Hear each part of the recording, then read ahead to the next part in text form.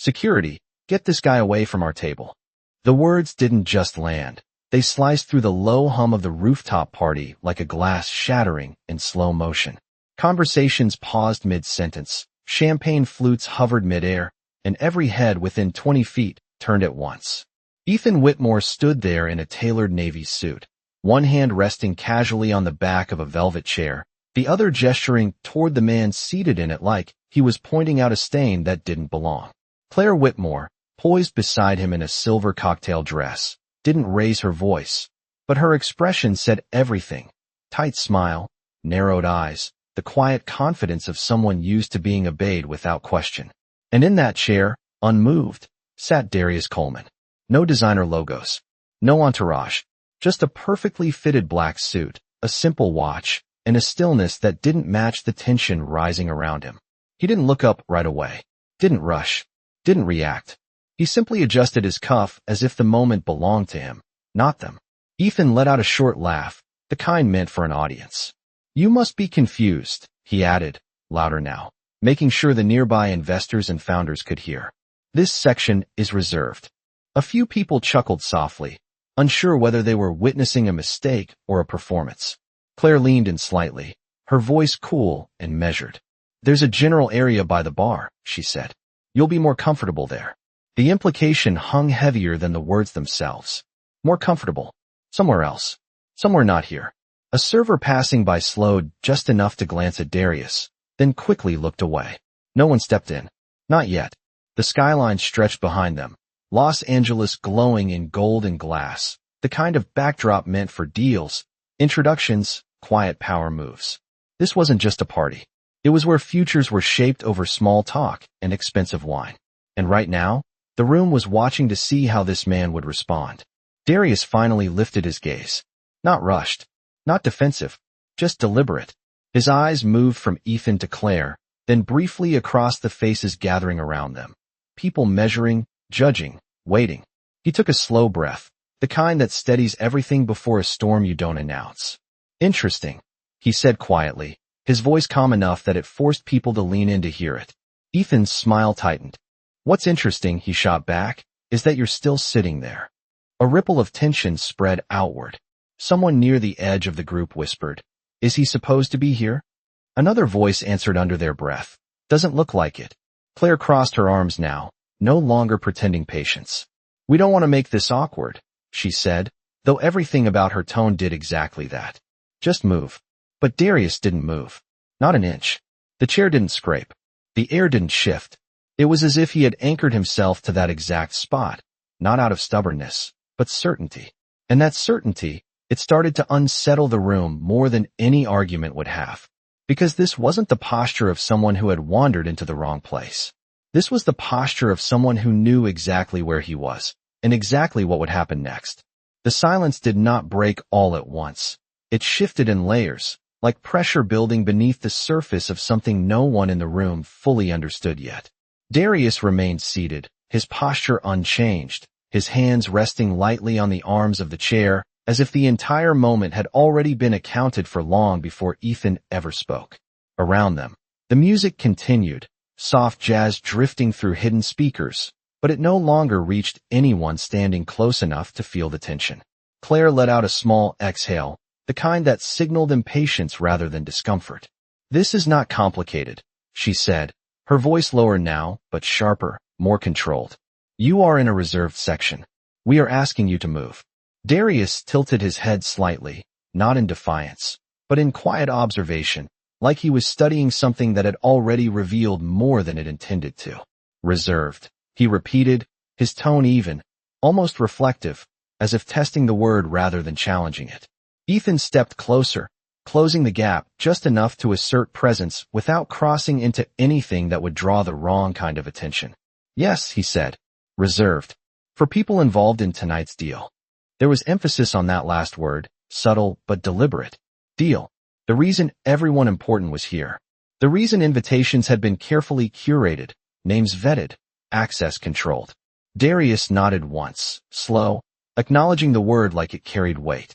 Because it did, just not in the way Ethan thought. A woman standing a few feet away, holding a glass of sparkling water, leaned toward her colleague and whispered, "Do you know him?" The colleague shook his head. "No idea."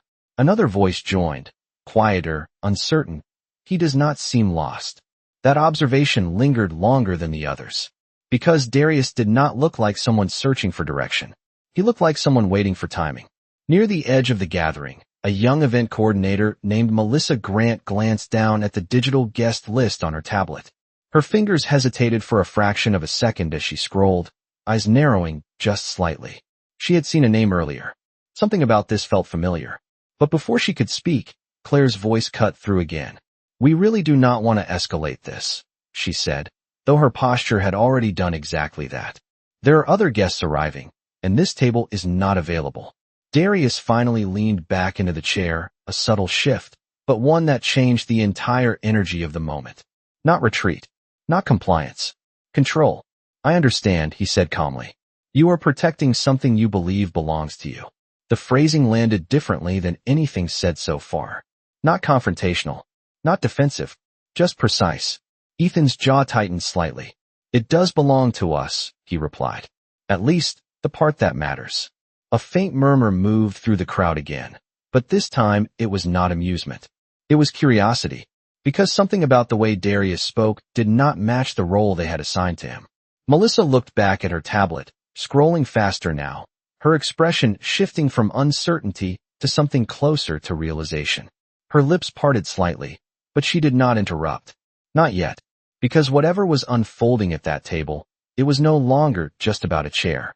And somewhere in the room, without anyone announcing it, the balance had already started to change. The air did not just feel tense anymore. It felt directional, like everything in the room had quietly leaned toward the same point without anyone admitting it out loud. Darius could feel it in the way conversations no longer resumed, in the way people lingered just a second longer than they should have, pretending to sip their drinks while watching something they did not want to miss. Ethan noticed it too, and it made him sharper, louder, more determined to regain control before the moment slipped any further. "Look," he said, forcing a polite tone that did not quite hide the edge beneath it. "We are trying to handle this respectfully."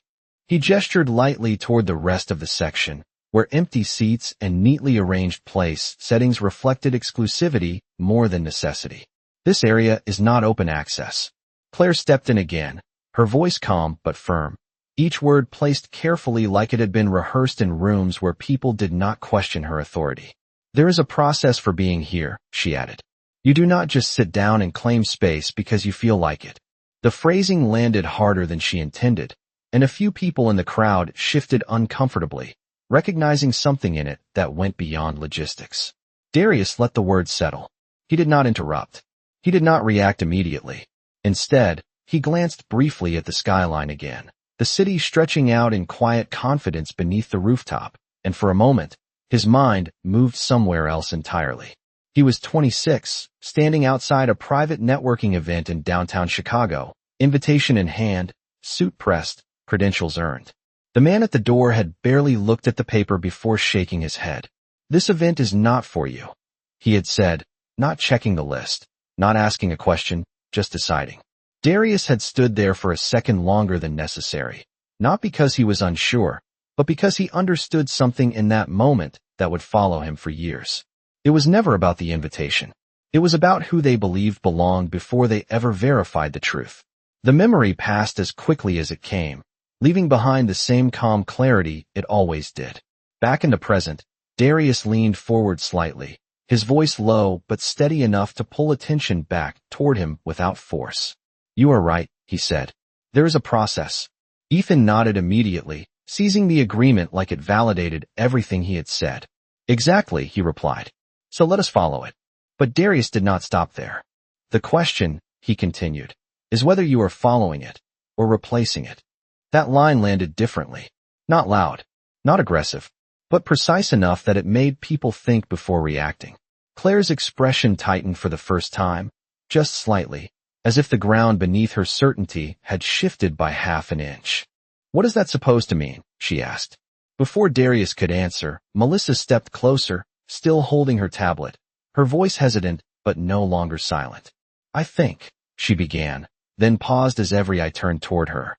She swallowed, then tried again, more carefully. I think we might need to double-check the guest list.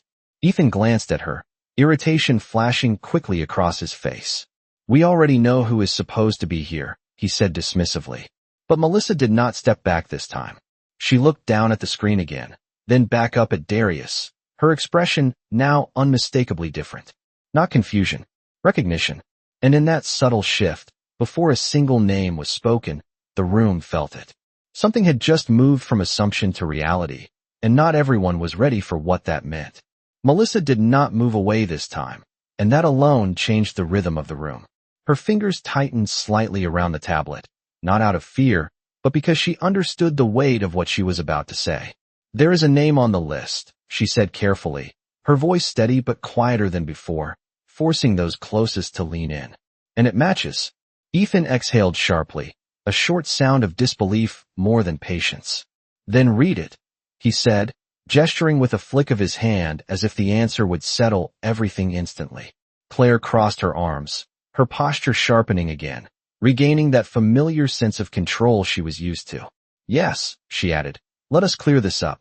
Melissa glanced down again, her eyes scanning once more, not because she needed confirmation, but because she was buying a fraction of a second to decide how to say it. Because once it was said, there would be no pulling it back. Around them, the circle tightened without anyone stepping forward. A man near the back raised his phone slightly, not obvious, just enough to capture the moment if it turned into something worth remembering. Another guest leaned closer to her friend and whispered, "Something is off." Darius remained exactly where he was, his expression unchanged, his presence almost anchoring the space in a way no one could quite explain. He was not waiting for permission. He was waiting for truth to catch up. Melissa lifted her head. "Darius Coleman," she said. The name landed, but not all at once. It moved through the room unevenly, like a ripple hitting different people at different times. A few faces remained blank.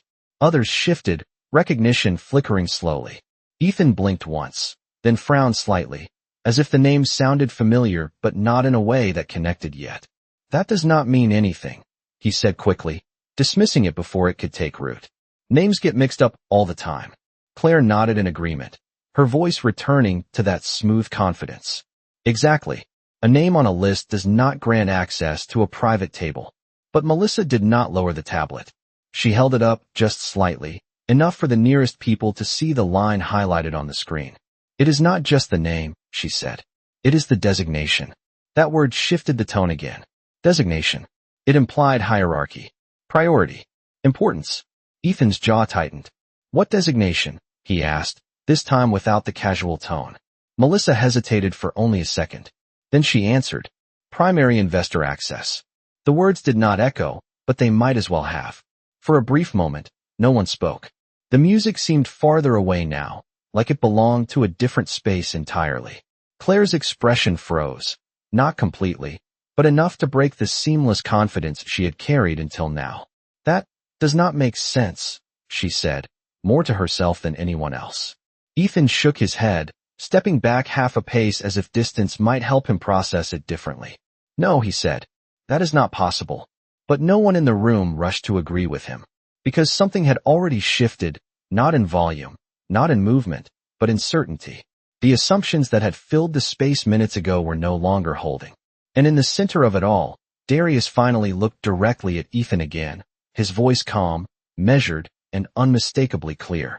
"It usually does not," he said. "Until it does." The words did not settle gently. They pressed down on the room like a weight no one could ignore anymore. Primary investor access. It was not just a title, it was authority, leverage, consequence. And for the first time since this started, Ethan did not speak immediately. His silence was not calm. It was calculation, the kind that tries to rewrite a moment before it finishes unfolding. Claire stepped in, faster this time, her voice tight but still controlled, as if she could still steer this back into something manageable. "There has to be a mistake," she said, glancing at the tablet, but not quite stepping close enough to fully face it. "We know who the investors are." Melissa did not lower her gaze. "So do I," she replied quietly. That answer landed harder than any raised voice could have. Around them, the crowd shifted again, but this time it was different. It was no longer curiosity alone. It was recognition beginning to form, piece by piece, across faces that had seen deals, headlines, names and articles they did not always connect to real people until moments like this. A man near the bar leaned forward slightly and whispered, "Coleman, wait." His companion's eyes widened a fraction. "The Coleman Group?" Another voice followed, softer but sharper. "That is the funding behind Whitmore Ventures." The connection did not explode. It clicked, one piece at a time. And once it started, it did not stop. Darius watched it happen without interruption, his expression unchanged, but there was something behind it now, not satisfaction, not anger, just inevitability. Like watching a door open that had always been there. Ethan finally spoke, but the confidence was thinner now, stretched over something uncertain. "Even if that were true," he said, choosing each word carefully, "that does not explain why you are sitting here without introducing yourself." It sounded reasonable on the surface. It sounded like control trying to return, but it missed the point entirely. Darius leaned forward slightly, his voice calm, steady, and impossibly clear in the quiet that followed. "I did not realize I needed to introduce myself to sit in a chair connected to my own investment." The sentence did not rise. It did not need emphasis. It carried its own weight. Claire's composure cracked just enough to be visible now. "You are saying you funded this event?" she asked, her tone no longer smooth, but searching.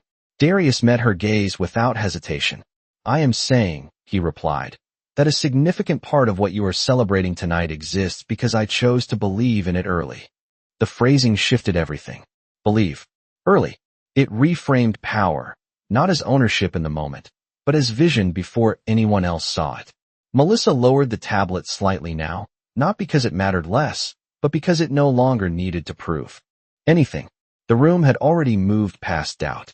Ethan took another half step back, his posture no longer anchored, his presence no longer filling the space the way it had minutes ago. "Why would you not say something?" he asked, the question slipping out before he could shape it into something stronger. And that was the moment the balance fully turned. Because the question revealed more than any answer could. Darius did not respond right away. He let the silence sit, let the room feel it, understand it. Then he spoke, his voice lower, but carrying further than anything said before. "Because how you treat someone should not depend on who you think they are." The words did not echo. They settled. And this time, no one in the room tried to argue with them. The silence after his words did not feel empty. It felt final, like something had been decided without anyone needing to announce it. Conversations that had paused earlier did not resume this time. They stayed suspended, held in place by a shift no one could reverse. Ethan glanced around, and for the first time, the room did not look like an audience he controlled. It looked like witnesses. Claire lowered her arms slowly, the tension in her posture no longer sharp but uncertain, like she was recalculating every word she had already said and realizing none of them could be taken back. "Darius," she began, using his name now, carefully, as if it might rebuild a bridge that had already burned. "If there has been a misunderstanding, there has," Darius said calmly, not raising his voice, not interrupting with force, just placing the truth exactly where it belonged. But not the kind you can fix with a different tone. The precision of that sentence stopped her. It was not aggressive. It was not emotional. It was definitive. Melissa stepped back slightly, no longer needing to hold her position at the center of the moment. The room had already shifted around her. Near the bar, two men who had been quietly observing now exchanged a look that carried recognition and concern. "If he pulls out," one of them whispered, "this entire round collapses." The other nodded once, eyes fixed on Darius. Not just this round. Everything tied to it. The weight of that realization began to spread faster than the earlier curiosity. This was no longer a social misstep. It was a structural risk. Ethan heard enough of it to understand what was forming, and it hit him all at once. Not gradually, not in pieces, all at once. His posture straightened, not with confidence, but with urgency. "Let us be clear," he said, his voice sharper now, trying to regain ground through clarity. "No decisions have been made here tonight." It sounded like control, but it felt like defense. Darius stood up slowly, not rushed, not dramatic, just enough to change the physical dynamic of the space. The chair he had been sitting in remained exactly where it was, but now it looked different, like it had been redefined by who had occupied it. He adjusted his jacket once, a small, precise movement, then looked directly at Ethan. That is exactly the point, he said. Decisions are not always made in meetings. The line landed deeper than anything before it, because it reframed the entire night. This was not about contracts or presentations or scheduled conversations. This was about judgment in real time, about how people chose to act before they knew the outcome. Claire took a step forward, her voice softer now, stripped of the earlier edge. "We value your involvement," she said, choosing each word carefully, as if they might stabilize something already slipping. "If there is anything we need to clarify," Darius shook his head once, not dismissive, just certain. "You already clarified everything," he replied. Around them, the room did not move, but it changed. People who had been neutral were no longer neutral. They were attentive in a different way, measuring consequences instead of impressions. The skyline beyond the glass seemed quieter now, as if the outside world had faded and only this moment mattered. Darius reached into his pocket and pulled out his phone, not hurried, not concealed. He glanced at the screen for a brief second, then spoke in a tone that was calm, controlled, and unmistakably deliberate. "Proceed with the review," he said. He did not raise the phone to his ear. He did not need to. The instruction was clear enough on its own.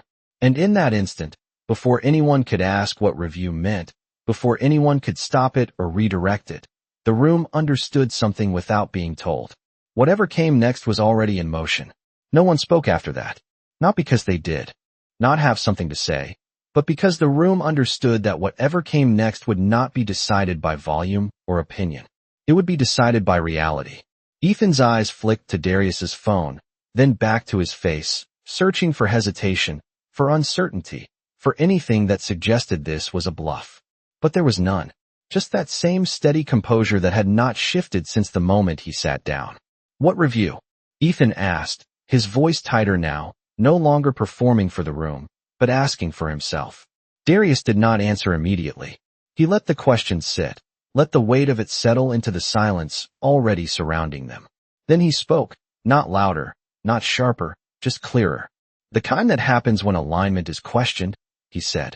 The phrasing was simple, but it carried layers that did not need to be explained.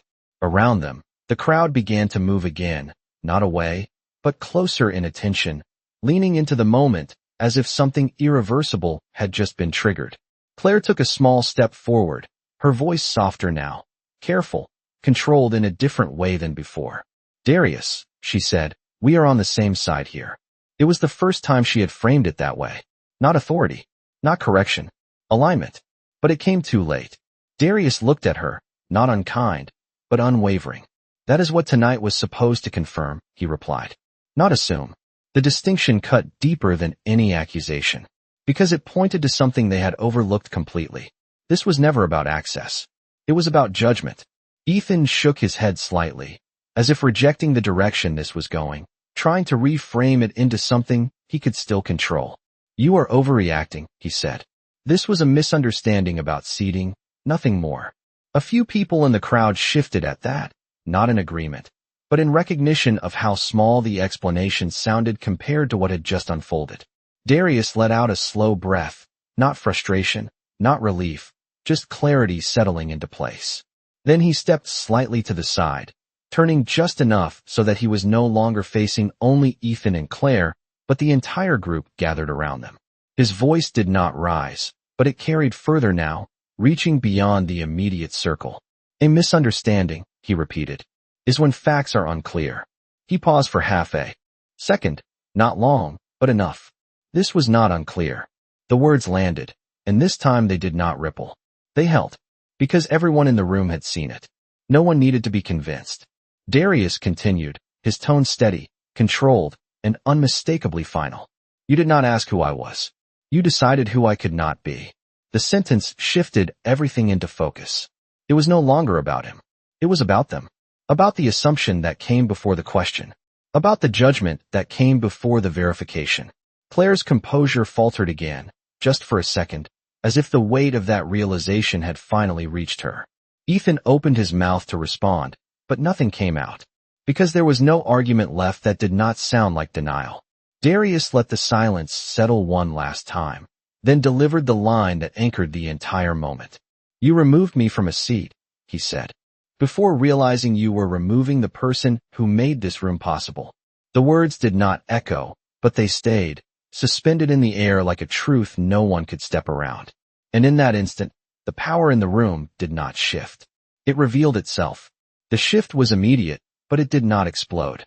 It tightened, like the entire room had just realized it was standing on something fragile that had already begun to crack. No one clapped. No one gasped. They simply adjusted, subtly, instinctively, creating distance not from Darius, but from Ethan and Claire. It was not dramatic. It was worse. It was quiet separation. Ethan felt it first. The absence of support. The absence of agreement.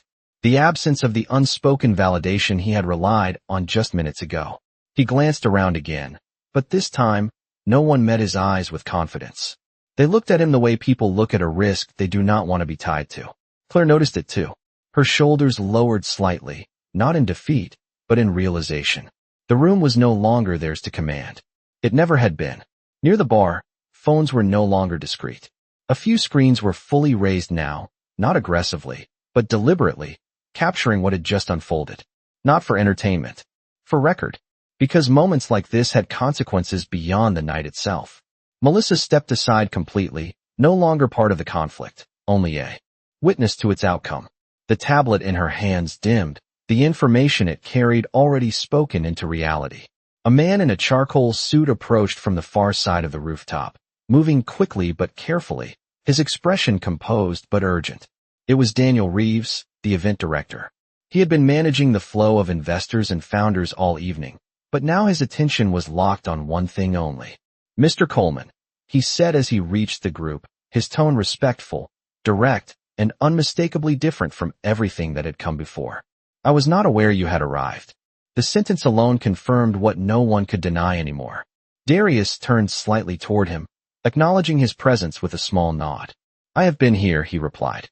The simplicity of that answer carried more weight than an explanation ever could. Daniel glanced briefly at Ethan and Claire, then back to Darius, the calculation in his expression visible for just a fraction of a second. Not confusion. Not doubt. Assessment. "If there has been any issue," he began. Darius shook his head once, not dismissive, just final. "There has," he said, "and it has already been noted." Daniel's posture shifted immediately, his tone tightening into something more formal. "Understood," he said. No defense. No delay. Just acknowledgement. That response alone told the room everything about where authority actually sat. Ethan stepped forward then, urgency replacing composure entirely. "Daniel, this is being blown out of proportion," he said. "We are talking about a misunderstanding over seating." But Daniel did not look at him the same way anymore. The familiarity was gone, replaced by distance.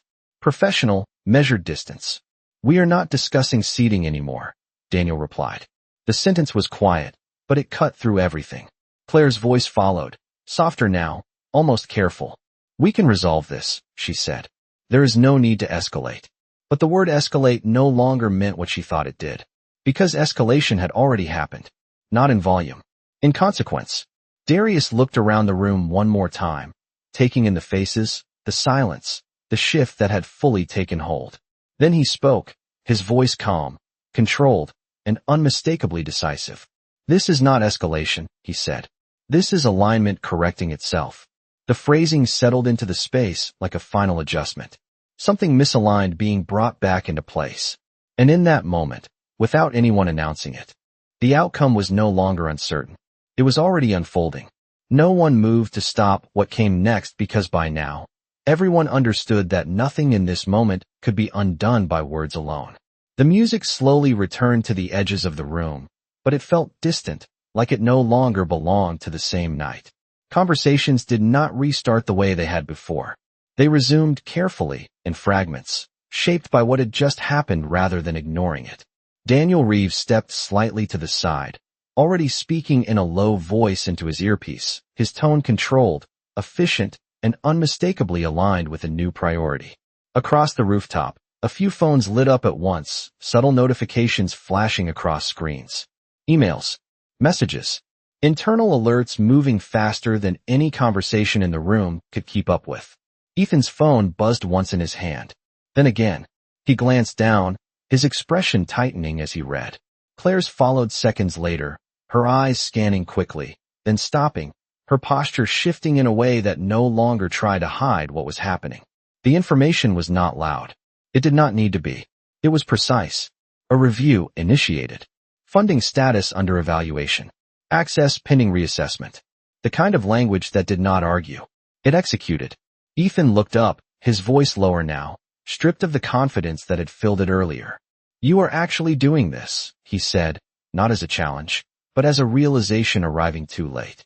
Darius met his gaze without hesitation. "No," he replied calmly. "This was already in motion the moment you decided who did not belong." The distinction settled deeper than anything else that had been said, because it removed intention from the present and placed consequence in the past. Claire took a slow breath, her voice quieter than it had been all night. "There has to be a way to correct this," she said. It was no longer control. It was request. Darius regarded her for a moment, not dismissive, not cold, just clear. "There is always a way to correct behavior," he said. "The question is whether it happens before or after it costs you something." Around them, the room had fully shifted. People who had once stood close to Ethan and Claire now created subtle distance, not out of judgment alone, but out of instinct. No one wanted to be attached to the wrong side of a decision that was already unfolding beyond the room. Daniel returned, his expression composed but final. "We will need to adjust a few things moving forward," he said carefully, addressing Ethan and Claire without confrontation, but without flexibility. "I recommend we speak tomorrow." It was not a suggestion. It was a boundary. Ethan nodded once, slowly, the weight of what that meant settling in. Not just for the night, but for everything connected to it. Darius did not stay in the center after that. He did not need to. The moment no longer required his presence to continue. He stepped away from the table, moving through the space with the same quiet composure he had carried from the beginning. Conversations parted for him now, not out of spectacle, but respect. Not forced. Recognized. As he reached the edge of the rooftop, the city stretched out again in front of him, unchanged, steady, indifferent to what had just shifted above it. He paused for a brief second, not to reflect, not to reconsider, just to let the moment settle into what it had become. Then, without turning back, he spoke one final time, his voice calm, measured, and carrying just enough to reach those who needed to hear it. "I did not come here for a seat," he said. "I came to see who understood what it meant to share the table." And with that, the night continued, but not the same way it had begun. Because some rooms do not change when power arrives. They change when it is revealed.